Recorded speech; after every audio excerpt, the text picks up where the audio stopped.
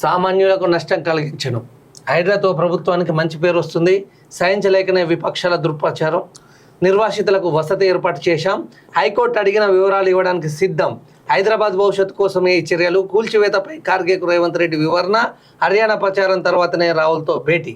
So Hydraa కూల్చేతులపై high court ఆదేశాలు. విపక్షాల ఎదురుదాడి నేపథ్యంలో సోమవారం రాత్రి ఢిల్లీకి వచ్చినటువంటి రాష్ట్ర ముఖ్యమంత్రి రేవంత్ రెడ్డి మంగళవారం అధిష్టాన ముఖ్యులతో భేటీ అయ్యారు. మొదట కాంగ్రెస్ సంస్థాగత వ్యవహారాల ప్రధాన కార్యదర్శి వేణుగోపాల్, తర్వాత పార్టీ అధ్యక్షుడితో భేటీ అయి దీని వివరాలు చెప్పినట్టు తెలుస్తూ ఉంది. అయితే దీని గురించి ఇంకొక చిన్న విషయం చెప్పాలి మిత్రులారా. ఎందుకంటే గతంలో కేటీఆర్ ఏ విధంగా ఈ కూల్చివేతకు సంబంధించి మాట్లాడో ఒకసారి మీకు వీడియో చూపించడం ప్రయత్నం చేస్తా.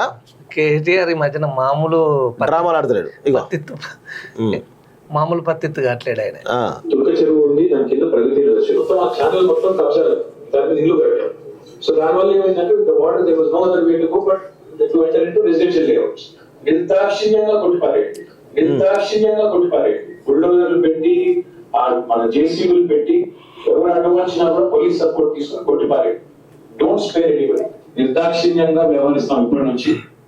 ఇది జూమ్ కాల్లో చాలా క్లియర్ గా చెప్పిండు. నిర్దాక్షిణ్యంగా బుల్డోజర్లతోటి పోలీస్ సపోర్ట్ తో అన్నాడు. సో ఇక్కడ విషయం ఏంటంటే ఈ రాష్ట్ర ప్రభుత్వం, నేను సపోర్ట్ చేయడం కాదు కానీ ఈ రాష్ట్ర ప్రభుత్వం ఎక్కడైనా పోలీసులను పెట్టి బలవంతంగా ఖాళీ చేపిస్తుందా? నోటీసులు ఇవ్వకుండా సరే ఏదో ఒకటి చేస్తుంది. వాళ్ళు కన్విన్స్ చేసే ప్రయత్నం చేస్తూ ఉంది.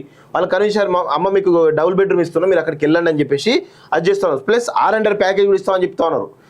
కేటీఆర్ ఏమంటా ఉన్నాడు? అధికారంలో ఉన్నప్పుడు ఒక మంత్రిగా ఆయన ఇచ్చినటువంటి ఆర్డర్స్ ఇప్పుడు వచ్చి డ్రామాలు ఏం చేస్తా ఉన్నాడు? ముసలి కన్నీరు నరరూప రాక్షసు లెక్క ప్రజలు రెచ్చగొట్టి ప్రజలను ఆత్మ బలిదానం చేసుకునే రెచ్చగొడతా ఉన్నారు. ఇక మీకు బతికే లేదు, మీకు మొత్తం మిమ్మల్ని నాశనం చేస్తారనుకుంటా రెచ్చగొడతా ఉన్నారు. అక్కడ ఏమంటుండు? ఆర్డీ ఏదో పేరు పెడతా ఉన్నారు. RDX ముద్రిస్తా ఉన్నారు కదా, RD అనుకుంటే ఏదో ఇస్తా ఉన్నారు. సో దాని ప్లేస్ లో కేసీఆర్ పేరు పెట్టమని చెప్తా ఉన్నాడు కేటీఆర్. ఏది కేసీఆర్ యుగ పురుషుడు ఏమన్నా పేరు మీద కేసీఆర్ ఈ RDX అని ప్రభుత్వం పెడతాయి కదా, ఒక ముద్రేస్తుంది కూల్చడానికి. ఆ ప్లేస్ లాట కేసీఆర్ పేరు పెట్టాలట. ఏది మీ కేసీఆర్ ఏమన్నా అదా? కేసీఆర్ ఎందుకండి అక్కడ కేసీఆర్ పేరు ఎందుకు? అంటే దానికి సంబంధం ఏముంటుంది? కేసీఆర్ గుద్దు అని చెప్తున్నావు, కేసీఆర్ ఫామ్ హౌస్ కూల్చోమని చెప్తున్నావు ఇండైరెక్ట్ గా. అదే మరి వీళ్ళ ఫామ్ హౌస్ ఎమ్మటి పడకనే వీళ్ళంతా అదే ఇస్తారు. సో ఇక్కడ చాలా స్పష్టంగా కేటీఆర్ ఏ విధంగా ఉన్నాడు ఒక్కసారి క్లియర్.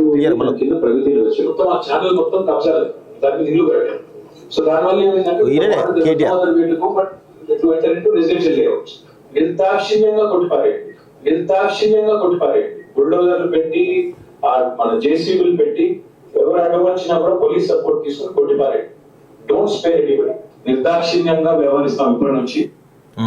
సో ఇట్లాంటి పరిస్థితుల్లో కేటీఆర్ అధికారంలో ఉన్న, అందుకే నేను ప్రజలకు ఒకటే చెప్తాను, వీళ్ళు అధికారంలో ఉన్నప్పుడు ఇంతకు మించి మల్లన్న సాగర్ వెదలు ఒకసారి మీరు మా లైవ్లో ఉంటుంది చూడండి.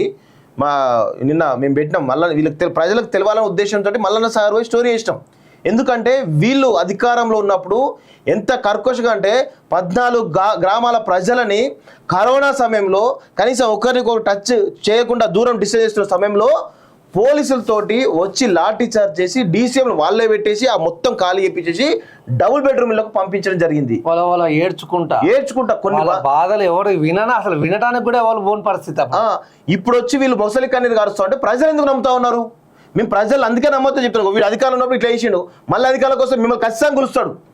సో మీరు ప్రజలు ఎవరైతే ఉన్నారో ఉద్యమాలు చేస్తే మీకు కావాల్సినటువంటి డిమాండ్స్ గురించి మీరు ఖచ్చితంగా కేసీఆర్ కానీ కేటీఆర్ కానీ హరీష్ రావు అంటే వీళ్ళంతా రాజకీయాల కోసం తప్ప వాళ్ళ ఓట్ల కోసం తప్ప దేనికోసం పనిచేయరు. నిర్దాక్షిణంగా తెలంగాణ ఉద్యమం అనేది తెలంగాణ పౌరులు తెలంగాణ సమాజం కొట్లాడింది. ఎప్పుడైతే వీళ్ళు ఎంటర్ అయ్యారో ఆత్మహత్యలు స్టార్ట్ అయ్యాయి, బలిదానాలు. అవును, ఖచ్చితంగా ఆ విధంగా ఉసగొల్పడం, అవును, హత్యలు చేపించే వరకు పోయారు. అవును, రేపు కూడా వీళ్ళు అదే పరిస్థితికి దిగదారికి వస్తారు. ఆనాడు సిద్దిపేటలో హరీష్ రావు పోసుకోవడానికి పెట్రోల్ ఉంటుంది, గీసుకోవడానికి అగ్గిపేట ఉండదు. అదే అంటున్నాం, అరే అగ్గిపేట గీసుకుంటే ఈ పీడంతా పోయేది కదా నాయన, మాకు 1200 మంది బలిదానాలు ఆగేటి కదా, మీరు ఒక్కరు చేస్తే ఏమవు.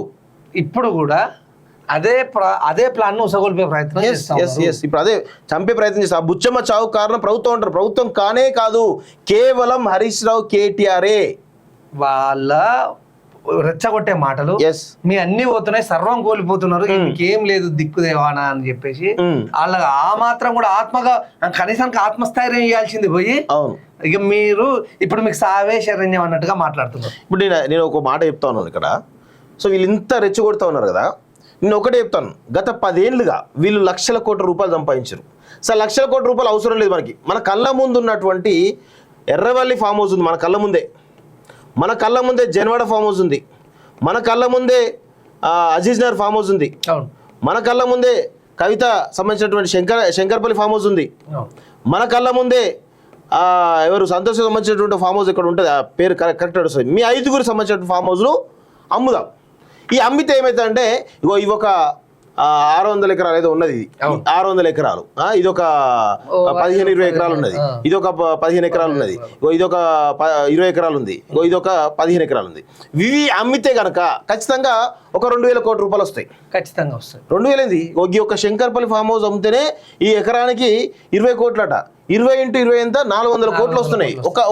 ఒక శంకర్పల్లి ఫామ్ హౌస్ 400 కోట్లు వస్తున్నాయి. మూసి పరివార ప్రాంతంలో మొత్తం ఈ ఫామ్ హౌస్ కనుక మీరు త్యాగం చేస్తే ఈ మూసి పరివాహక ప్రాంతాల్లో ఉన్నటువంటి ప్రజలు 16,000 మంది వాళ్ళందరికీ డబుల్ బెడ్రూమ్లు అవి అన్నీ వచ్చేస్తాయి.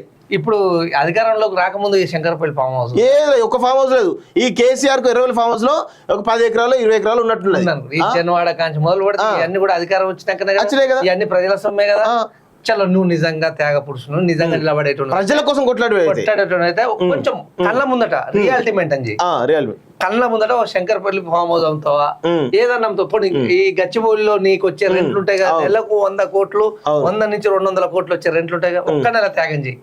ఒక్కటే నెలది త్యాగం చేయి, చలో నమ్ముతావు. సో ఇది పరిస్థితి అండి. వాళ్ళకు నిజంగా నేను ఒకటే సవాల్ విసురుతా ఉన్నాను, కేసీఆర్ కానీ హరీష్ రావు కానీ కేటీఆర్ కానీ సవాల్ విసురుతా ఉన్నాను. నిజంగా మీకు ప్రజల మీద ప్రేమ ఉంటే, అరే నిజంగా ఈ కాంగ్రెస్ ప్రభుత్వం చేస్తుంది తప్పు, రేవంత్ రెడ్డి చేస్తుంది తప్పు అని అనుకుంటే ఇమీడియట్గా మీరు ప్రజల కోసమే త్యాగాలు చేస్తూ ఉన్నారు. మీరు తెలంగాణ ఉద్యమంలో ఇది పాము నోట్లో చావు నోట్లో తలబెట్టినటువంటి మీరు ఈ పెద్ద విషయం కాదుగా మీకు.